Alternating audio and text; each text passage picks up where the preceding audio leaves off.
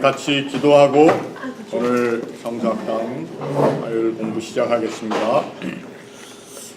하나님 참으로 감사합니다. 주님의 오심을 기다리는 이 대강절, 또 이번 주 저희들이 성탄절을 앞에 두고 오늘 하나님 주신 귀한 날 주님 전에 모였습니다.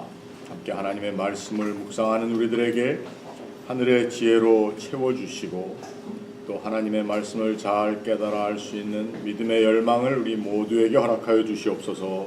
감사하며 예수님의 이름으로 기도하옵나이다. 아멘. 자, 우리 베드로후서 오늘 이 베드로후서 공부를 오늘로서 마치도록 하겠습니다. 다음 주에는 안 모이도록 하고 1월 한 달 방학하고 다시 2월 초에 개강을 하도록 하겠습니다. 2월 첫째 화요일 날. 뭐 불만 없으시죠? 불만이 있으셔야죠. 네, 왜 노냐? 왜 방학을 하냐? 겨울이 춥지도 않고 겨울이 춥지도 않은데 왜 방학을 하려고 그러느냐? 막 그러셔야죠. 내일 60도예요. 자, 우리 베드로후서 3장 지난번에 좀 했습니다만 8절로부터 한번 8절로부터 마지막 절까지 읽어보겠습니다. 베드로후서 3장 8절로부터 마지막 절까지. 사랑하는 자들아, 주께는 하루가 1000년 같고 1000년이 하루 같다는 이 한 가지를 잊지 말라. 주의 약속은 어떤 이들이 더디다고 생각하는 것 같이 더딘 것이 아니라 오직 주께서는 너희를 대하여 오래 참으사 아무도 멸망하지 아니하고 다 회개하기에 이르기를 원하시느니라. 그러나 주의 날이 도둑같이 오리니 그날에는 하늘이 큰 소리로 떠나가고 물질이 뜨거운 불에 풀어지고 땅과 그 중에 있는 모든 일이 드러나리로다. 이 모든 것이 이렇게 풀어지리니 너희가 어떠한 사람이 되어야 마땅하냐? 거룩한 행실과 경건함으로 하나님의 날이 임하기를 바라보고 간절히 사모하라. 그날에 하늘이 불에 타서 풀어지고 물질이 뜨거운 불에 녹아지려니와 우리는 그의 약속대로 의가 있는 곳인 새하늘과 새 땅을 바라보도다. 그러므로 사랑하는 자들아, 너희가 이것을 바라보나니 주 앞에서 점도 없고 흠도 없이 평강 가운데서 나타나기를 힘쓰라. 또 우리 주의 오래 참으심이 구원이 될 줄로 여기라. 우리가 사랑하는 형제 바울도 그 받은 지혜대로 너희에게 이같이 썼고 또 그 모든 편지에도 이런 일에 그에 관하여 말하였으되 그 중에 알기 어려운 것이 더러 있으니 무식한 자들과 굳세지 못한 자들이 다른 성경과 같이 그것도 억지로 풀다가 스스로 멸망에 이르느니라. 그러므로 사랑하는 자들아, 너희가 이것을 미리 알았은즉 무법한 자들의 미혹에 이끌려 너희가 굳센 데서 떨어질까 삼가라. 오직 우리 주 곧 그 주 예수 그리스도의 은혜와 그를 아는 지식에서 자라가라.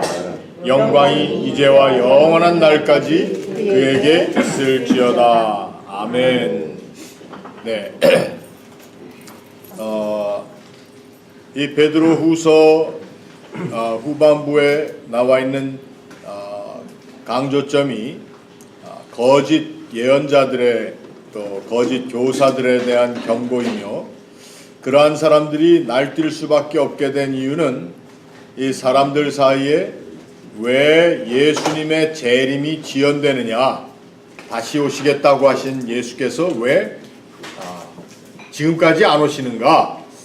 그래서 이제 그 재림 신앙, 곧 예수님의 다시 오심을 그건 아마 우리가 잘못 알았던 것 같다, 그건 아니다, 뭐 이런 실망과 또 그것으로 인한 회의가 이 사람들의 마음 가운데 있었던 것입니다.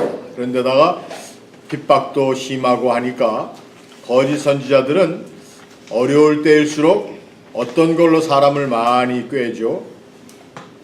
이것이 솔루션이다, 이것이 해답이다, 이런 걸로 사람들을 많이 유혹합니다. 우리 뭐 책방에 가봐도 요즘은 책방들도 문을 닫는 추세지만 뭐 바른스 앤 노블스라든가 지금 그 보더스 이런 거 없어지고 막 그러는데 제가 가끔 꽤 오래전에는 그 책방에 자주 갔어요. 그래서 이것저것 이렇게 책을 저 같은 사람 있으면 장사가 안 돼요. 책을 사가지고 쑥 훑어보고 그래서 한 10대 개 보다가 그 중에 좋은 거 하나 있으면 하나 사오거든요. 이 장사가 되겠습니까? 그런데 이 보면은 그 책방마다 How to 섹션이 있어요. How to 섹션. How to 하면 뭐죠? 어떻게 하면은 How to become rich. How to become healthy. 네? How to become successful. 네? 또 How to become good father. 뭐 이런 거.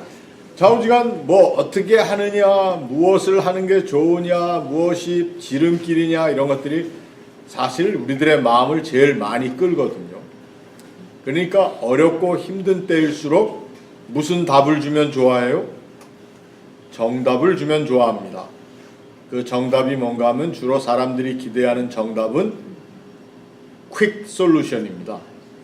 이 정답이 시간이 오래 간다든지 투자를 많이 하고 인내해야 된다 이러면은 사람들이 별로 그거 이렇게 테이스트풀하지 않다. 내 입에 안 맞는다는 거죠. 근데 아주 쉬운 답을 그리고 빨리 끝장을 볼 수 있는 걸 주면은 거기에 혹한다는 거죠. 그래서 사실 초대교회의 핍박이 심하고 또 예수 그리스도의 재림이 지연되고 하는 이 상황 가운데 이 퀵 솔루션을 들고 나오는 사람들이 많았는데 그건 굉장히 파퓰러하지 않습니까? 지난 시간에 우리가 그런 얘기를 했죠. 거짓 예언자와 참 예언자를 구분하는 잣대가 뭐라고 그랬죠? popularity, 인기입니다. 인기. 사람들에게 금방금방 판매될 수 있는 그런 아이템을 자꾸 만들어내는 것이 사실은 그 당시에도 그리고 요즘에도 있는 그러한 일이라는 것이죠. 그런데 사실 우리 기독교 신앙은 우리 성서적인 신앙은 우리가 대강절을 기다리지만 많은 기다림이고 또 인내함입니다.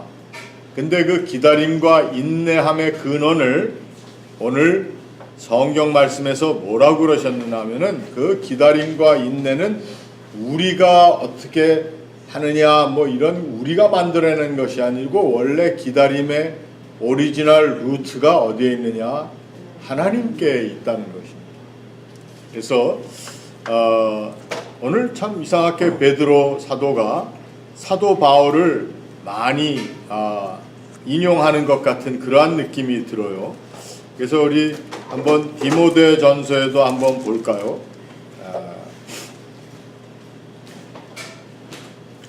디모데전서 1장 4절에 2장 4절에 죄송합니다. 2장 4절에 바울이 디모데에게 얘기한 참 귀중한 우리 인간 구원관이 여기에 있습니다. 물론 하나님께서 택하신 이들을 구원하신다라는 것을 우리가 믿지만 그런데 2장 4절 한번 읽어보겠습니다. 디모데전서 시작. 하나님은 모든 사람이 구원을 받으며 진리를 아는 데에 이르기를 원하시느니라. 네. 그러니까 하나님은 뭐라고 그랬습니까? 모든 사람이 그저 일부분이 잘 믿는 사람이 또 뭐 교회 생활을 잘하고 믿음이 돈독한 사람만이 그냥 딱 빨리 구원을 받는 거 원하시는 게 아니라 모든 사람이 구원을 받으며 진리를 아는 데 이르기를 원하시니까 그 모든 사람이 그렇게 되려면 하나님이 얼마나 오래 기다리셔야겠는가. 그래서 오늘 우리가 읽은 말씀에 주께는 하루가 천년 같고 천년이 하루 같다는 이 한 가지를 잊지 말라. 이걸 그저 단순하게 하나님과 우리와는 시간관념이 다릅니다. 이렇게만 이해할 것이 아니라 하나님께서는 우리가 안다라고 내일 됐으면 좋겠다 하는 그걸 하나님께서 천년같이 여기시고 그 일을 이루시기도 하고, 또 그 천년을 하나님께서는 하루처럼 여기시며 기다리신다는 걸 잊지 말아라, 이렇게 해석을 할 수도 있는 겁니다. 그냥 하나님의 하루는 우리의 천년이 될 수가 있고, 우리의 천년이 또 우리의 하루가 하나님께는 천년, 뭐 이런 그 시간관념이 다르다는 것보다 그 다음에 나와 있는 9절 말씀을 보니까 주께서는 너희를 대하여 오래 참으사, 하나님의 인내하심에 대해서, 그래서 아무도 멸망하지 아니하고 다 회개하기에 이르기를 원하신다. 이게 하나님의 원함이십니다. 근데 문제는 그 하나님의 원하심을 전혀 개의치 않고 모르고 살아가는 사람들, 의도적으로 거역하며 사는 사람들, 이러한 사람들도 있다는 것이죠. 그런데 우리 전에 한번 그 말씀을 나눴습니다만, 그 성공회 목사님이다가 또 얼마 전에 타계한 그 존 스타트라고 하는 분이 있습니다. 이분은 굉장히 많은 복음주의적인 기독교 서클에서 추앙받는 분이었는데, 그분이 뭐에 대해서 얘기했다고 그랬죠? 제가 기억나시나요? 그걸 우리말로 어떻게 잘 번역을 하는지 제가 지금 잘 모르겠는데, Total Annihilation Theory라고 그래가지고 완전하게 파멸된다는 거예요. 말하자면 사람이 죽으면, 하나님을 믿지 않고 거역하던 죄인들이 죽으면은 저 지옥 불길에 떨어져서 영원히 고통받고 그렇게 하는 게 아니고 완전 소멸된다는 겁니다. 소멸론이라. 소멸론. 왜 그 얘기를 했냐면, 사랑의 하나님께서 아무리 말 안 듣고 거역하던 죄인 같은 자식이라도 그 인간이 그렇게 지옥불 가운데 발을 동동 구르며 영원히 그 고통 가운데 있도록 하나님께서 그렇게 하시겠느냐, 이제 이 분이 이런 이제 이야기를 해서 이제 이게 문제가 됐습니다. 문제가 돼서 이거 이단이다 뭐 막 이런 얘기들을 하는데, 그거는 제가 이해하기로는 그분이 그렇다라는 어떤 확정된 이야기를 하는 것보다도 이 인내하시고 오래 참으시며 모든 하나님의 자녀들이 구원에 이르기를 원하시는 하나님께서, 그 사랑의 하나님이 어떻게 암만 죄인이라 할지라도 그렇게 놔두시겠느냐. 반면에 오늘처럼 말이죠, 저 그 무식한 그 아이시스 같은 놈들 사람 목을 따고 막 이러는 것들은 좀 그런데 가봐야 된다는 생각이 들기도 해요. 그렇죠? 네.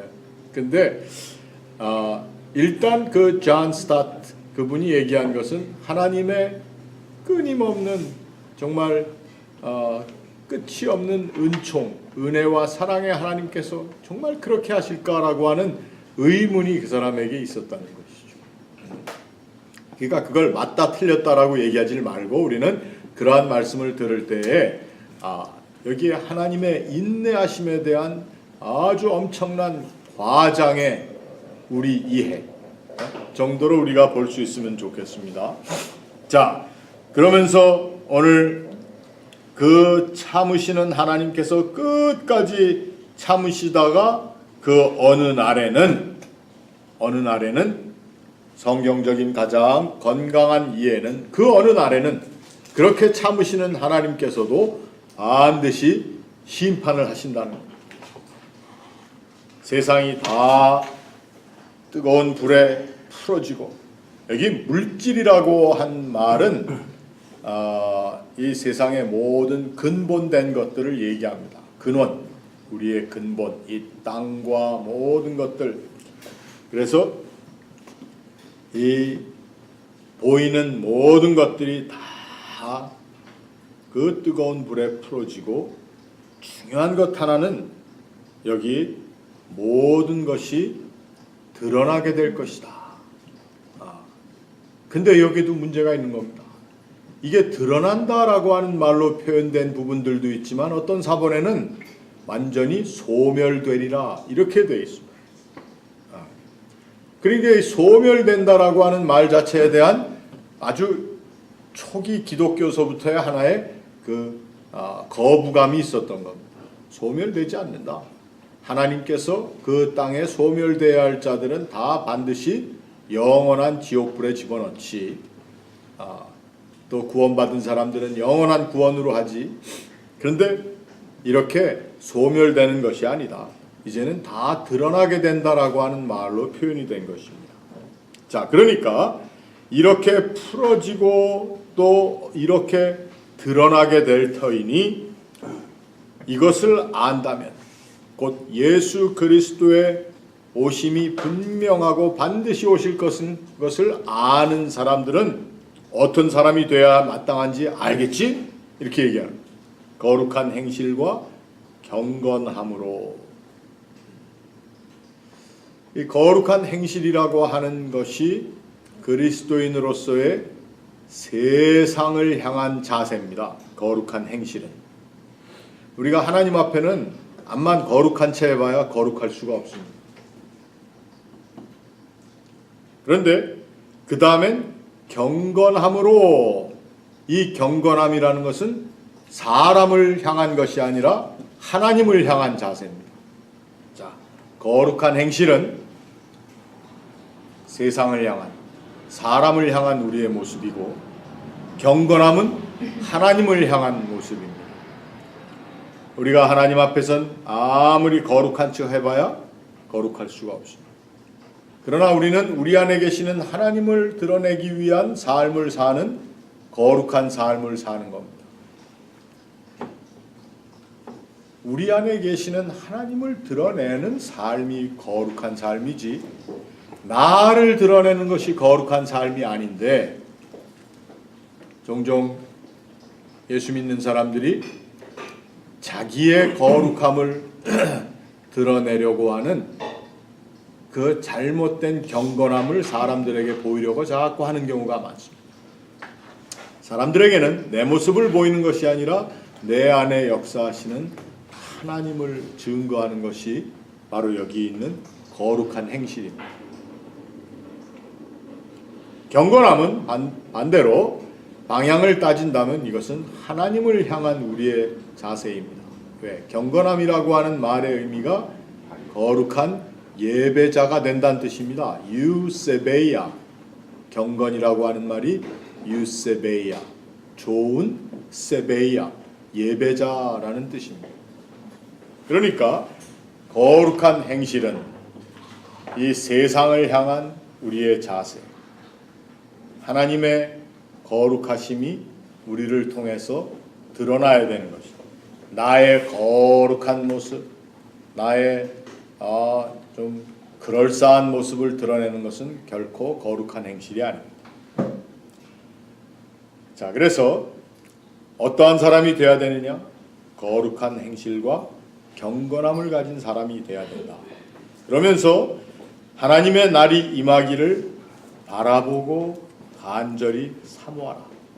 바라보고 사모한다라고 하는 말, 바라본다라고 하는 말은 기대한다는 뜻입니다. 기대한다. 그리고 그 날을 어떻게 보면은 웰컴 한다는 뜻입니다. 웰컴. 맞아들이기를 원한다. 그래서 그 날을 바라보고 간절히 사모하라. 그리고 나서 다시 한번 그 날이 어떠한 날이 될 것인가? 하늘이 불에 타서 풀어지고 물질이 뜨거운 불에 녹아지려니와. 자, 이거는 나중에 13절에 그 다음에 나오는 새 하늘과 새 땅을 바라본다 했으니까 새 하늘과 새 땅. 하늘하고 땅이라는 말이 언제 처음 나오죠? 성경에서? 창세기. 창세기.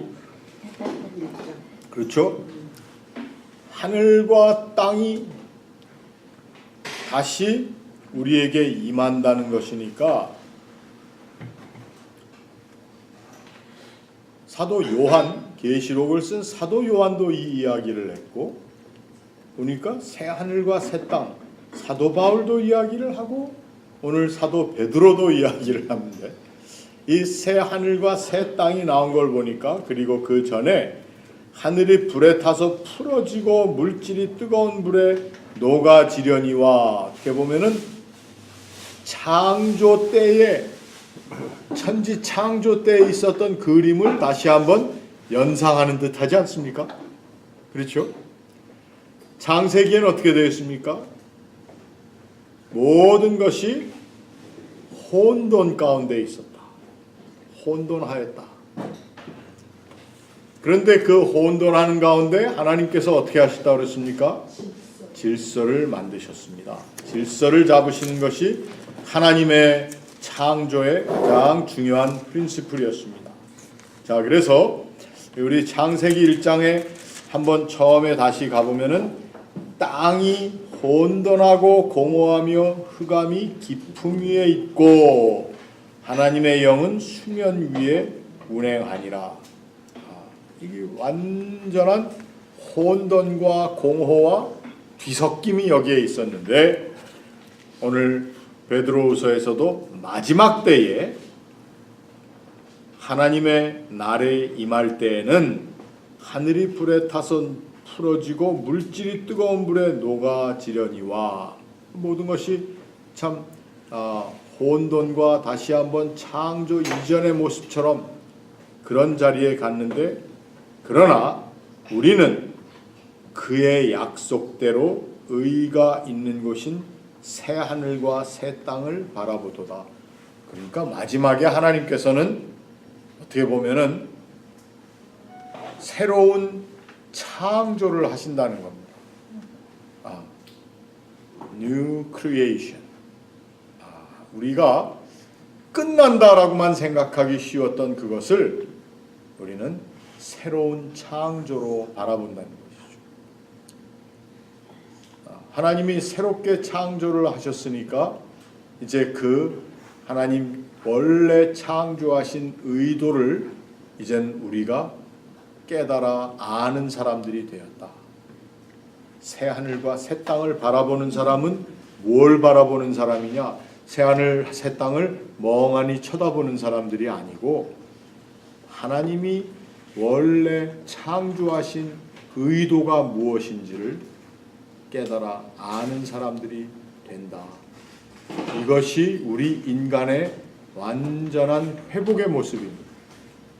하나님이 내 삶에 의도하신 것에 대한 것을 확실하게 깨닫게 되는 것이니까 여러분 이 새 창조가 좀 조심하게 우리가 스럽게 들어야 되겠지만 이 새 창조는 어떻게 보면은 마지막에 끝에 가서만 새 창조가 있는 것이 아니고 우리가 살아가면서 이 하나님 앞에서의 새로운 창조된 존재로서 나를 자꾸 새롭게 해나가고 그 순간들을 자꾸 보는 겁니다. 그래서 사도 바울이 얘기한 것이 누구든지 예수 그리스도 안에 있으면 새로운 피조물이라고 고린도후서 5장에 얘기하는 것입니다. 어디 안에서? 그리스도 안에서 그분의 힘에 의해서만 그분의 은총에 의해서 그래서 내가 어떠한 피조물인가를 깨닫는 자리가 새 피조물로서 내가 새로운 창조를 경험하는 것입니다. 우리가 죽고 나서 얼마 있다 이 성경에 있는 대로의 그 마지막 날이 오게 되는지 우리가 아무도 모릅니다. 그러면 그거 모르고 그냥 죽으면 얼마나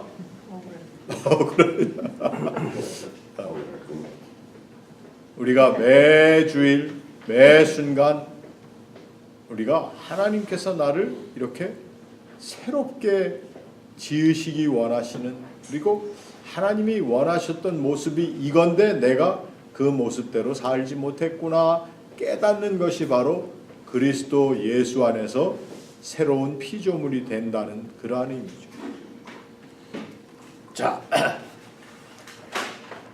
이거를 자꾸 사도 베드로, 사도 바울, 사도 요한 그 당시에 예수 그리스도를 가까이 섬겼던 사람들이 그분의 의도를 이 편지를 써서 자꾸 얘기하면서 여러분들이 사는 그 삶의 그 순간이 바로 하나님의 그 거룩함을 나타내는 삶을 사세요. 그리고 하나님을 바로 예배하는 좋은 예배자가 되는 경건함을 가지고 사세요. 이렇게 살 수 있도록 우리를 가능케 하시는 이인 바로 예수 그리스도이시니 그분을 바라보세요. 그래서 우리가 저자가 누구인지 확실하지 않은 히브리서에서도 우리를 온전케 하시는 이인 누구를? 예수를 바라보. 예수를 바라보자는 게 바로 그러한 뜻입니다. 자, 그러므로 14절에 사랑하는 자들아 너희가 이것을 바라보나니 주 앞에서 점도 없고 흠도 없이 평강 가운데에서 나타나기를 힘쓰라. 아까 뭐라고 그랬죠? 이 모든 것이 모든 일이 드러나리라. 10절에 그렇게 얘기했지 않습니까? 주의 날이 도둑같이 오리니 그날에는 하늘님 큰 소리로 떠나고 물질이 뜨거운 불에 풀어지고 땅과 그 중에 모든 일이 그 중에 있는 모든 일이 드러나리라. 누구도 드러나는 겁니까? 내 속에 감추어져 있던 것, 그런 척하고 살던 것, 목사인 척하고 이러고 제가 여러분들한테 다 안 드러내놓고 있던 것도 이제 다 드러날 거란 말이에요. 그러니 이게 얼마나 우리에게 심각한 문제입니까? 뭐 우리 주일날 다 곱게 차려입고 깨끗하게 경건한 모습으로 와서 예배하는데 그래도 또 드러나지 않은 것들은 시커멓게 감춘 것들이 또 있지 않아요? 그런 것들도 다 드러나는데 중요한 것 하나가 우리가 이제 그걸 우리의 힘으로 어떻게 감추고 어떤 모습으로 드러나도록 만들고 이런 것이 아니고 이제 하나님께서 우리의 모든 것을 이제 새롭게 창조하시는 그 때를 기다리라. 근데 그게 누구 안에서만 가능하냐? 예수 그리스도 안에서만 가능합니다. 그리고 그렇게 살 수 있게 되도록 주님께서는 우리를 오래 참아주시니 여기에 오래 참으심이 구원이 될 줄로 여기라. 그 말의 의미를 잘 생각해 보시기 바랍니다. 오래 참음이 어떤 교리적인 구원관과 연결된다는 그것보다도 이거는 구원이 될 줄을 우리가 좀 쉽게 이해를 해야 됩니다. 주님께서 오래 참아주셔서 너희가 살고 있는 거야. 이러한 뜻입니다. 주님께서 오래 참으심으로. 그러나 좀 더 교리적인 의미에서 좀 신학적으로 좀 정확한 말씀이 뭡니까? 주의 오래 참으심이 없었다라면 구원받을 자가 하나도 없죠. 하나님께서는 끊임없이 선지자들을 보내셨고 그 선지자들을 통하여 우리의 불순종을 경고하셨고 어디 나오는 얘기죠? 한 달에 한 번씩 성찬을 매주일 하면서 드리는 기도 그냥 대충 읽어 나가시나 보죠. 거기 하나님의 오래 참으심에 대한 말이 있습니다.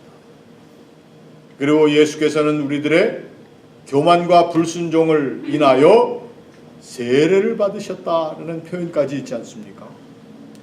하나님께서 우리들 가운데 오셔야 할 수밖에 없었던 그 상황, 그 전체가 다 주의 오래 참으시는 일이라는 것입니다. 이것에 대해서 우리가 사랑하는 형제 바울도 그 받은 지혜대로 너희에게 이같이 썼고, 한마디로 줄이면은 내가 얘기한 거, 이방의 사도라고 얘기하는 그 훌륭한 사도 바울이 얘기한 것과도 별 차이가 없어. 다 하나님께서 주신 지혜대로 우리가 이같이 쓰고 있습니다. 그 모든 편지에도 이런 일에 관하여 말하였으되 그러면서 그 중에 알기 어려운 것이 더러 있으니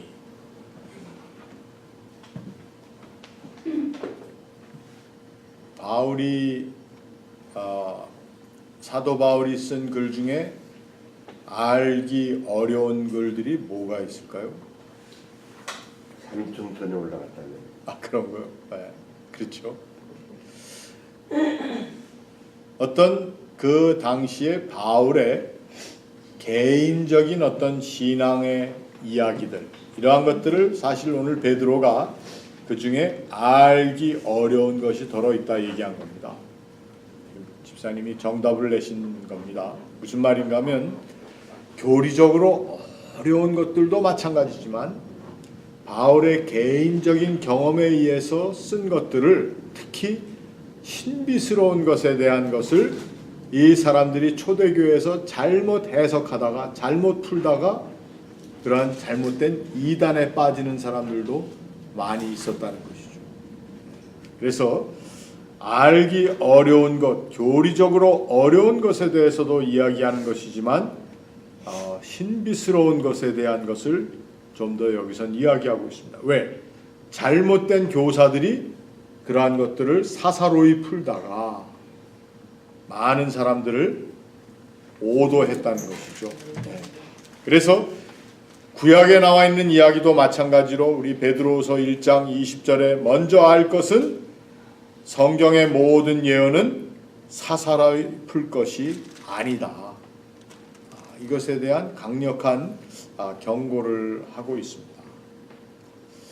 요즘은 점점 어떤 추세가 있는가 하면은 뭐 꼭 신학교를 다녀야지 성경 풀고 합니까? 열심히 공부하고 기도해서 은혜 받고 하나님의 신비를 계시를 체험하면 되는 거죠. 그래서 우리 미국 장로교 같은 이제 전통적인 그런 교단이나 교회를 빼고는 많은 경우에 아주 그 프리처로서의 그 라이센스를 쉽게 받습니다. 그래서 그러한 근거를 이러한 성경에 있는 내용들 같은 것을 가지고 성경에 어디 신학교가라고 써 있었냐.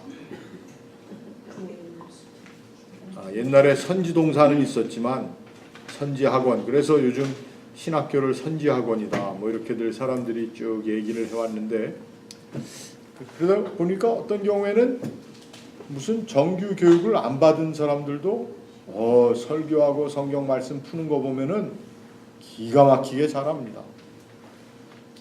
오히려 그 신학교 공부하고 좀 배웠다고 하는 사람들이 더 자꾸 생각을 많이 하게 되고 이러다 보니까 괜히 쉬운 말씀도 어렵게 풀어가지고 교인들 이해하기 힘들게 만들고 그런다는 그런 얘기도 해요.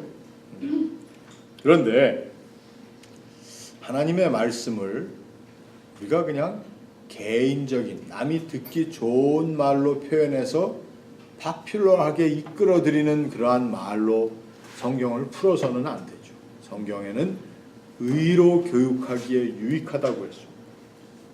거기에는 사람들로 하여금 하나님의 의와 또 우리를 의롭다 하시는 하나님의 그 예수 그리스도를 통한 구속의 사역에 대한 바른 이해를 우리가 해나가야 돼요. 그런 의미에서 꼭 신학교를 다녀야 할 필요는 없어요. 그러나 교회라고 하는 것은 또 질서가 굉장히 중요한 곳입니다. 그래서 그 질서가 무너지기 시작하면 이 초대교회도 그 질서를 무너뜨리기 위한 사람들이 항상 뭐에 대해서 얘기했냐면 사도직을 자꾸 비판하고 거기에 대한 도전을 자꾸 던졌습니다. 그래서 오죽 깝깝했으면 사도 바울이 내가 사도가 아니란 말이냐 막 이렇게까지 얘기를 했겠습니다. 그런데 아무튼 여기에 그 하나님께서 주신 말씀 중에 어떤 개인적인 신비로운 체험에 대한 경험을 더 사람들이 더 관심을 많이 가지고 듣고 알고 싶어하는 것이 예나 지금이나 훨씬 비슷해요.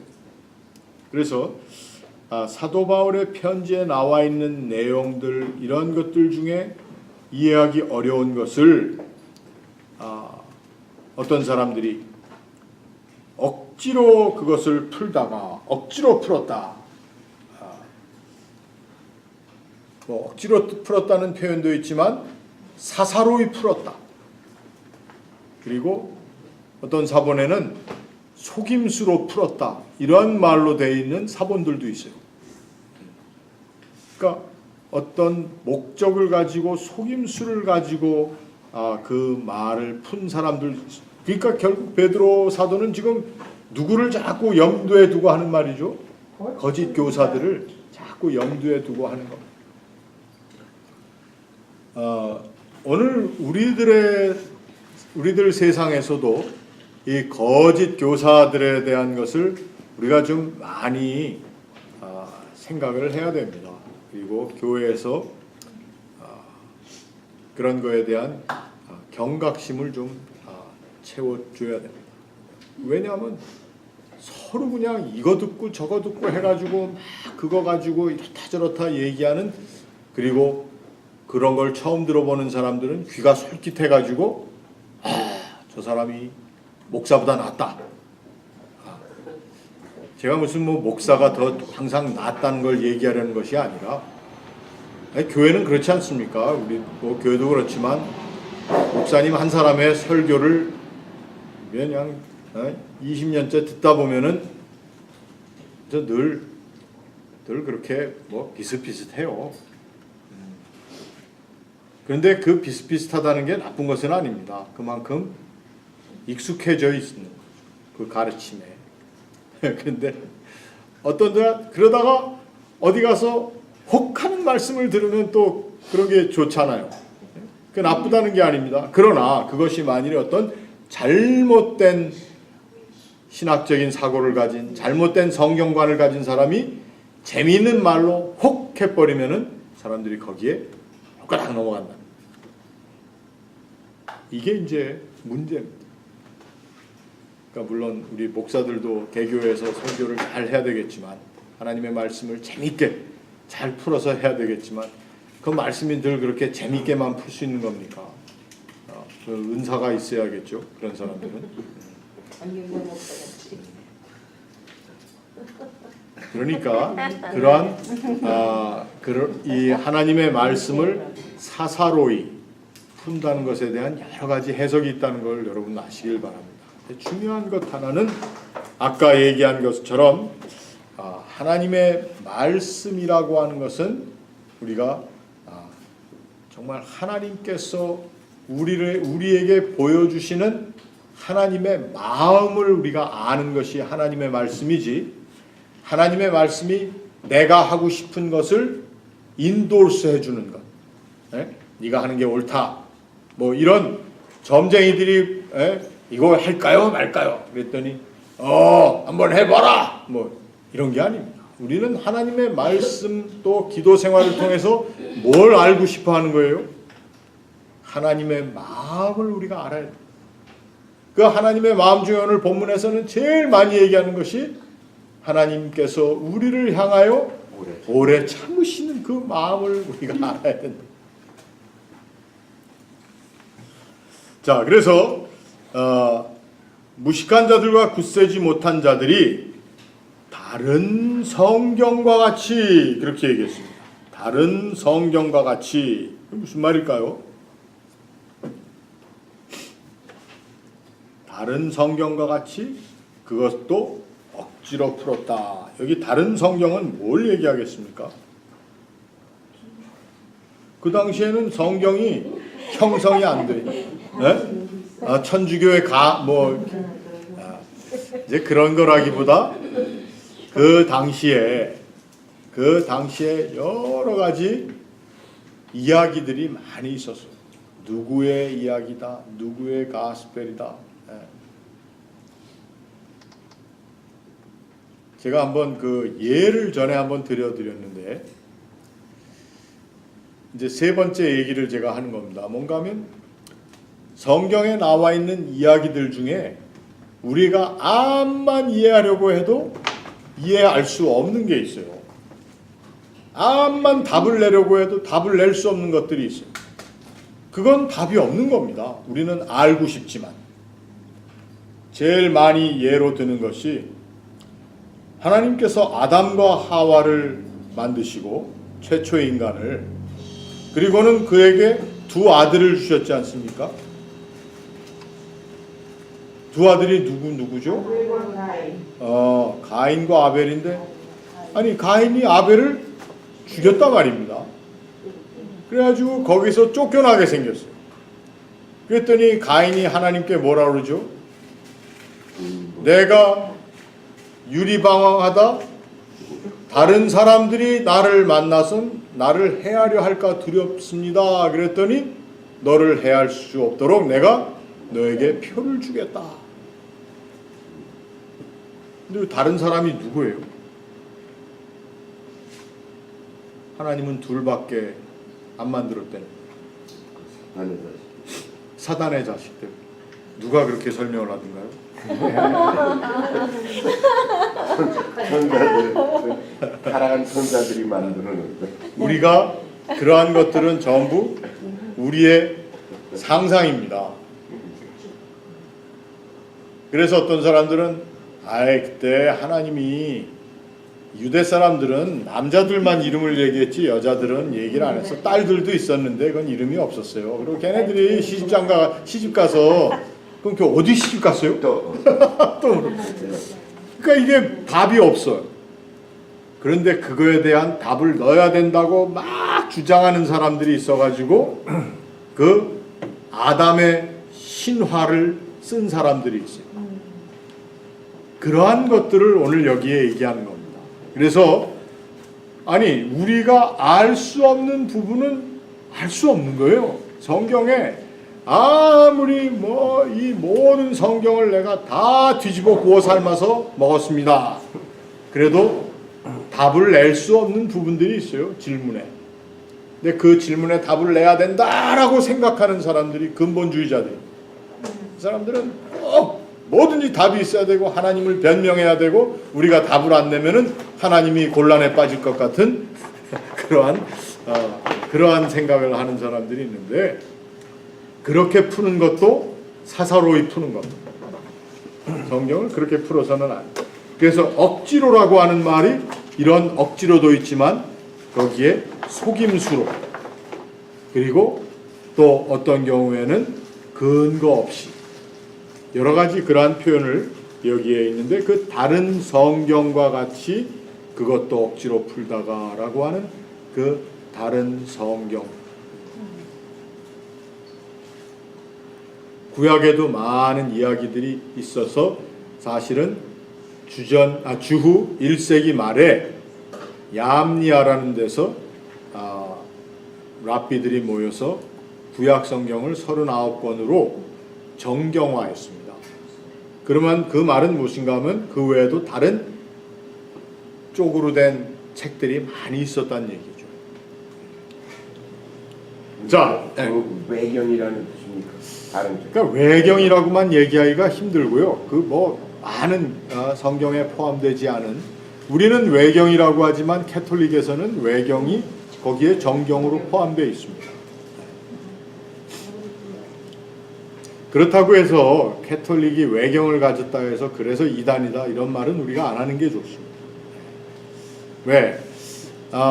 복음서도 보면은 복음서에도 이 사복음서 외에 많은 복음서들이 있습니다.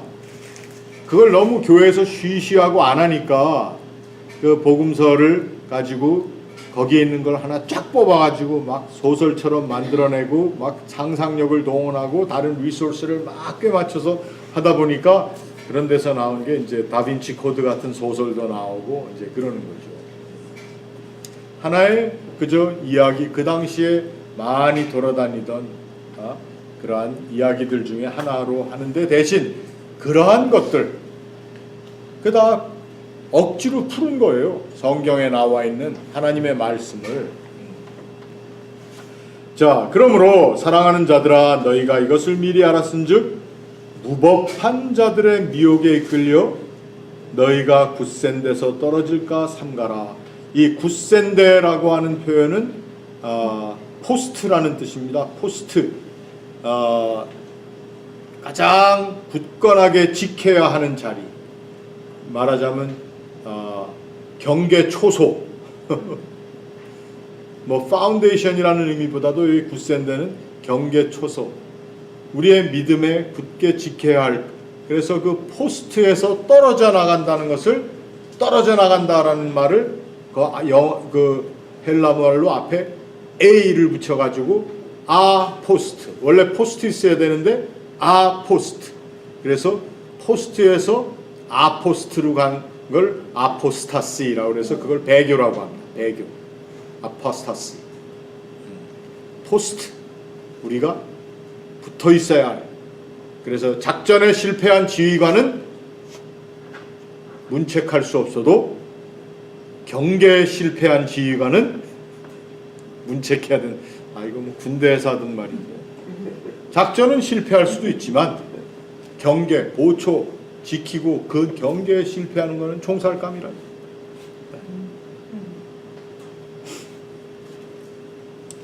자, 그 경계가 바로 우리가 가장 근본적으로 지켜나가야 하는 자리가 굳센 데입니다.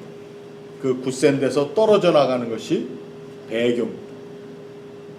참 헬라말을 그대로 영어로 쓴 겁니다. 배교라고 하는 표현인 아파스타시는 포스트. 포스트. 그냥 꽉 막대기를 잡듯이 꽉 박아놓은 그 자리 아닙니까? 거기서 떨어져 나가. 자, 그러지 않기 위해서 10절, 18절 오직 했으니까 오직, 그러니까 요기를 많이 해요. 딴 건 없습니다. 오직 우리 주 곧 구주 예수 그리스도의 은혜와 그를 아는 지식에서 어떻게 해야 된다고요? 자라야 된다. 자라야 돼. 자, 그리스도의 은혜와 그를 아는 지식이 그게 믿음이죠. 믿음. 그러니까 믿음과 알물 둘로 병행해서 하는 것보다도 사실은 믿음 안에 알미 있습니다. 근데 그 믿음이 알물 통해서 더욱더 자라가고 온전해지는 거죠. 믿습니다. 그걸로 끝. 그것도 뭐 오케이. 근데 그 내가 믿는다고 하는 믿음의 오브젝트가 뭔지를 우리가 알아야죠. 그래서 그 영어로 I believe 까지만 하면 사실은 그건 불완전한 센텐스입니다. I believe what? 거기 목적이 있어야죠. 뭘 믿느냐? 내가 믿습니다. 뭘? 예수님을 믿는. 여기에 나오는 것이 바로 그리스도의 은혜와 그를 아는 지식이라고 하는 믿음. 그 믿음의 내용이라는 것이죠. 그걸 우리가 잘 알고 그 안에서 자라야 된다. 선생님 거기 지식보다 지혜하면 좀 더 근데 이제 뭐 지혜하게 되면은 그 당시 사람들에게는 개념이 굉장히 크거든요. 네. 지식은 좀 그 지혜는 유대인들에게는 그 당시에 벌써 하나님이라고 하는 개념까지로 발전됐어요. 지혜. 우리 유대인들이 발전시킨 개념 중에 뭐가 있냐면은 토라라고 하는 율법이 하나님이라고 하는 개념과 거진 똑같이 됐습니다. 그리고 지혜, 호크마라고 하는 것이 또 하나님과 같은 개념으로 지금 개념화된 겁니다. 그래서 토라, 곧 하나님이 주신 율법이지만 토라가 하나님과 같다라고 하는 그러한 개념적인 이해 가운데 요한복음에서도 이 말씀은 곧 하나님이시다. 이러한 내용이, 이러한 말이 나오게 된 것입니다. 자, 이렇게 해서 우리가 베드로전서, 베드로후서를 지금 얼마 동안 했는지 기억은 잘 안 나는데 한 학기가 뭐 말이 한 학기지 몇 학기 했죠? 계속 했죠. 9월 8일부터. 네? 9월 8일. 9월 8일부터 그건 뭐 한 학기 했네요. 25일.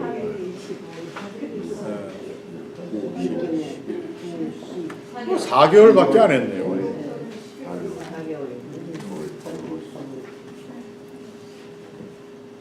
자, 여러분 베드로 전후서를 쭉 하시고 나서 뭐 질문하실 말씀 뭐 있으십니까?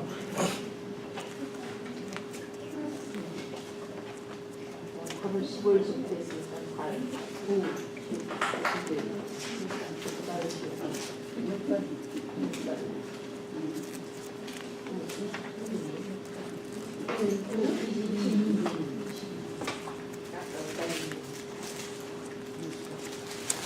오늘 공부한 걸로 결론을 무겁게 내려.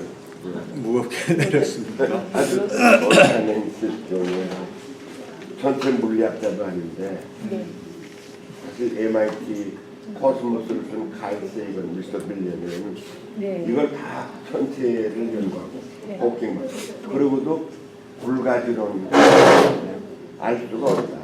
우주의 생명의 거리. 그런데 베드로는 과학에 대해서 고등학교도 안 다닌 사람이 천체에 관해 천체의 소멸론을 이건 그래서 나는 이게 성령이 아니다. 이 성령에서 기록됐다는 말이 증명이 되지 않나 그런 생각을 해요. 왜냐면 어떻게 돼서 이 위대한 천체 물리학자도 접근하기 힘든 이 말을 명쾌하게 그냥 써버렸어요. 몰랐어요. 이 마지막 무대는 종합감을 느끼지만 또 해방감을 느끼고 점도 없고 흠도 없고 평강 이게 그리스도인데 그 안에서 새하늘과 새 땅의 좀 위대한 결론.